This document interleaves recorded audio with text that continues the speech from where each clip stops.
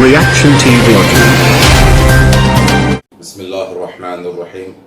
अस्सलामु अलैकुम वरहमतुल्लाहि वबरकातुहू। मैं सऊद कौने हिजरा ग्रुप के तमाम इन्वेस्टर्स को ये बताना चाह रहा हूँ। सबसे पहली बात तो मैं तमाम जितने भी लोगों ने मुझे अप्रिशिएट किया और मुझे फ़ोन करे, मैं उन सब का शुक्रिया अदा करता हूँ। और मुझे बहुत सारे लोगों ने, खास करके मेरे कोकनियों ने और भी कई लोगों ने मुझे फ़ोन किया और उन्होंने इस फिक्र का एहसास जताया कि आप ओवैसी के खिलाफ कुछ मत बोलो, ओवैसी आपको नुकसान पहुंचा सकता है, एमआईएम आपको नुकसान पहुंचा सकती है। तो मैं उनकी इस फिक्र के लिए उनका मेरे लिए फिक्रमंद होना, इस बात का मैं यानी मुझे भी एहसास है और मैं उनका शुक्रगुजार हूँ।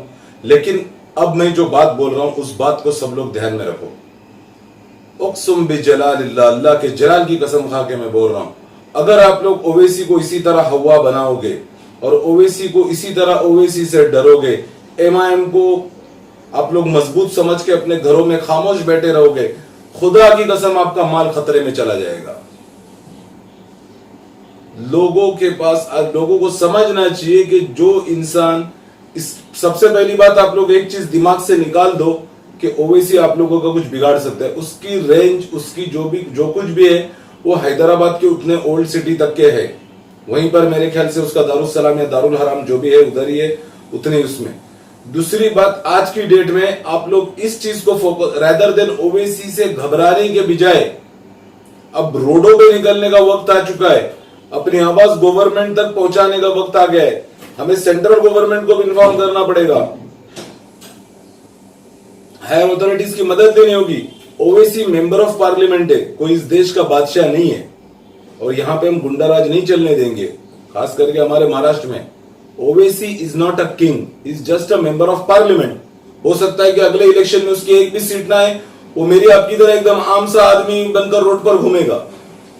तो ओवैसी को इतना आप लोग हवा मत बनाओ, उससे इतना उसकी नहीं ओवैसी के खिलाफ कुछ नहीं बोलना है, ओवैसी ओवैसी ओवैसी इस तरह आप लोग कर रहे हो, इसीलिए वो आज गालिब है। अल्लाह की जात पर तवक्कुल रखो, अल्लाह के ऊपर भरोसा करो, अल्लाह से मदद मांगो।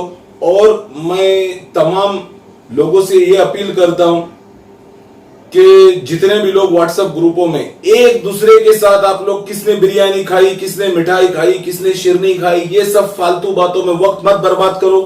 सिर्फ अपने दुश्मन के ऊपर फोकस करो, एमआईएम के ऊपर फोकस करो, असदुद्दीन ओवैसी के ऊपर फोकस करो।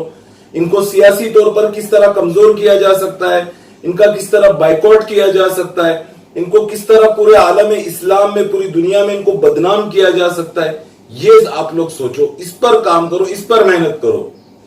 अब जैसे कि इनका छोटा भाई अकबरुद्दीन ओवैसी, कितने उसने भड़काऊ भाषण दिया, हिंदुओं के देवी देवताओं को गाली दिया खुले मंच से, ओपन पब्लिक में। उसके खिलाफ जितनी भी आप लोगों को वीडियोस मिल रही है, वो वीडियोस यूट्यूब से निकालकर शेयर करो व्हाट्सएप ग्रुपों में, ताकि हम तमाम वीडियोस को में से जो मेन जो उसके क्लिप्स होंगे उसको हम लोग डाउनलोड करके सारों को एक में मिला के हम वो भी चीज गवर्नमेंट के सामने रख सकते कि भाई देखो, ये अकबरुद्दीन ओवैसी इस तरह हिंदू रिलीजन के बारे में वो इतना इंसल्ट कर रहा है, इतना गलत सलत बोल रहा है, मनहूस कहा है उसने हिंदुओं के देवी देवताओं को। तो क्यों गवर्नमेंट ने इसको अब तक के इसके ऊपर कोई एक्शन नहीं लिया या इसको अरेस्ट नहीं किया गया? तो इस तरह से ये काम करो, ना कि आपस में उलझो, कौन क्या खा रहा है, कौन क्या पी रहा है, किसने किसको बोला। आपस की लड़ाई आप छोड़ दो, मेहरबानी करो, आपस में लड़ना उलझना छोड़ दो। और मैं सब अपने कोकनी लोगों को भी यूनाइट कर रहा हूं और उन तक भी ये मेरा मैसेज पहुंचाना चाह रहा हूं मैं कि अब मेहरबानी करके मेरे कोकनी भाइयों और मेरे कोकनी बहनों, आप सब लोगों को एक होना होगा। आप सब लोगों को अपने दिल से ओवैसी का डर या ओवैसी की दहशत या ओवैसी को इतना बड़ा पावरफुल समझना आप छोड़ दो। ये चीज अगर आप लोग दिमाग में रखोगे, ये नेगेटिव चीज अगर आप लोगों के दिमाग में रहेगी, तो आप लोग खुद अपने माल के बर्बादी के जिम्मेदार होंगे। जहां जुल्म करना गुनाह है तो वहां पर जुल्म सहना भी गुनाह है। एक बात याद रखो, जिस तरह जुल्म करना गुनाह है, जुल्म सहना भी गुनाह है। मैं सब लोगों को बोल रहा हूं। और इंशाल्लाह मैं कुछ लोगों ने मुझसे कमेंट्स में और फोन करके मेरे लेटर्स के ताल्लुक से भी बात करी मुझसे, तो मैं आप लोगों को ये बताना चाह रहा हूँ, ये लेटर इस तरह नहीं है कि मैंने उठा के पोस्ट कर दिया। ये लेटर्स मैं भेज रहा हूँ, 100% भेज रहा हूँ और इंशाल्लाह बहुत जल्द भेजूंगा। लेकिन उसके लिए मुझे पूरी प्रॉपर सेटिंग में लगा हुआ हूं मैं। उन बादशाहों के सारे किस एड्रेस पे उनको मेरे को डिलीवर करना है और थ्रू प्रॉपर चैनल मुझे वो लेटर भेजना है, ताकि वो लेटर्स उन बादशाहों तक पहुंचे। ऐसा नहीं हो कि मैं लेटर पोस्ट कर दूं यहां से और उसका कुछ ये ना हो। एक प्रॉपर तरीके से मैं काम करने जा रहा हूं, तो आप लोग पेशेंस रखिए।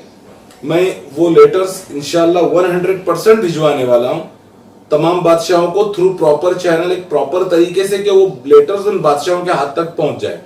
और उन लेटर्स का ट्रांसलेशन सेंट्रल गवर्नमेंट को, फॉरेन मिनिस्ट्री को अपने इंडिया की भिजवाऊंगा और एक उसकी कॉपी दारुसलाम में है, ओवैसी को भी भिजवाऊंगा ट्रांसलेशन की कॉपी। ये काम तो इंशाल्लाह 100% तय होना है। आप लोग पेशेंस रखिए, वो हो जाएगा। अब बात है मेन मुद्दे की तरफ। बार बार मैं सब ग्रुपों में सब लोगों को यही अलर्ट कर रहा हूं कि भाई खुदा के वास्ते ओवैसी से मत डरो और लीगल टीम को और इसको उसको टारगेट करना ये सब बंद कर दो। ना लीगल टीम की इसमें कोई गलती है आपा की, ना आपा की बेचारी की कोई गलती है, किसी की कोई गलती नहीं है इसमें भाई। ये जो कुछ भी कर रहा है सब कुछ असदुद्दीन ओवैसी की साजिश है। जैसे कि मैं पहले भी आप लोगों को बता चुका हूं, ट्रांजैक्शन लिमिटेशंस लग गई थी नोएरा शेख आपा के ऊपर, सिक्योरिटी डिपॉजिट उनसे मांगा गया था, पैसे वो ट्रांसफर नहीं कर पाई। इस बात का फायदा असदुद्दीन ओवैसी ने उठाया, अपनी दुश्मनी निकाली, उनको अरेस्ट करवाया, सियासी ताकत का फायदा उठाया, समझ रहे हो।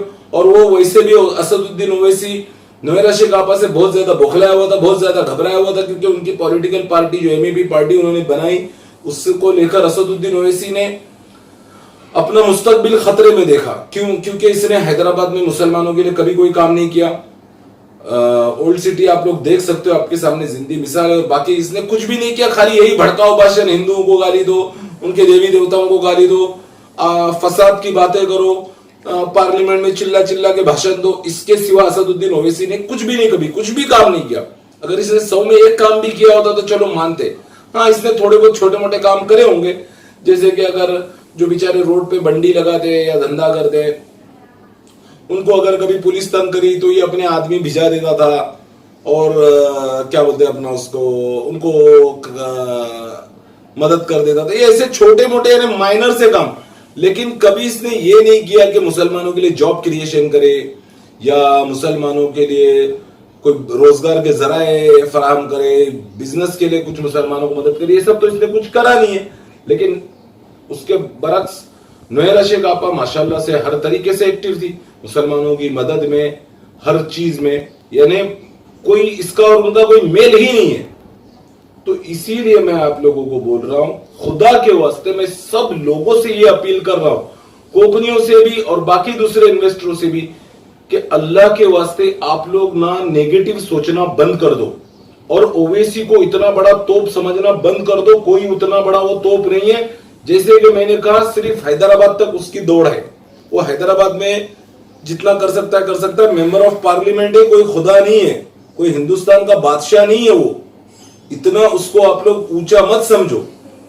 मुत्तहिद हो जाओ, मुनज़्ज़िम हो जाओ, आपसे इख्तिलाफात को दरकिनार कर दो और एमआईएम के खिलाफ सारे के सारे एकजुट हो जाओ, ओवैसी के खिलाफ सारे के सारे एकजुट हो जाओ और ये सोचो कि किस तरह इनको सियासी तौर पर बाइकआउट किया जा सकता है। इनकी कमजोरियों को तलाश करो। जितनी इनकी आप कमजोरियों को तलाश करेंगे, जितना इनकी कमजोरियों को हाईलाइट किया जाएगा, जितने ये सियासी तौर पर बदनाम होंगे, जितने ये सियासी तौर पर कमजोर होंगे, उतना हमारा मसला आसान होगा। क्यों? क्योंकि ये लोग डरेंगे, घबराएंगे, समझ में आएगा इनको ओवैसी कोई खुदा नहीं है। ओवैसी भी बीमार हो सकता है, उसको भी सर्दी हो सकती है, उसको भी जुकाम हो सकता है, उसका भी ब्लड प्रेशर हाई हो सकता है, उसको भी शुगर हो सकती है, उसकी भी किडनी फेल हो सकती है, उसको भी हार्ट अटैक आ सकता है, उसको भी बीमारी हो सकती है। समझ रहे मेरी बात को? वो कोई खुदा नहीं है, वो कोई खुदा नहीं है, वो एक मेरी आपकी तरह हार मास का इंसान है। तो खुदा के वास्ते, अल्लाह के वास्ते उसको इतना ऊंचा मत समझिए। और वो एक जालिम इंसान है जिसने इतना बड़ा आज हमारे मुंह के लुकमे छीन लिए। उस इंसान के खिलाफ आज आप लोगों को मुत्तहिद और मुनज़्ज़म होना बहुत जरूरी है। ये कुछ नहीं कर पाएगा। अगर हम लोग सारे लोग यूनिटी में आएंगे, पावर में आएंगे और यूनाइटेड हो जाएंगे तो इंशाल्लाह हम लोग इस बातिल ओवैसी का मुकाबला जरूर करेंगे और इंशाल्लाह हमारी जीत जरूर होगी। और मैं आप सब लोगों से ये भी दरख्वास्त करता हूं कि मेरे लिए दुआ कीजिए कि जो भी मैं काम करने जा रहा हूं अल्लाह ताला मुझे उसमें कामयाबी दे और मुझे ओवैसी के और एमआईएम के शर और फितने से महफूज रखे। ये दुआ मुझे जरूर करिए आप लोग। वाखिर दावाना अल्हम्दुलिल्लाह रब्बिल आलमीन। अस्सलामु अलैकुम व रहमतुल्लाहि व बरकातुहू।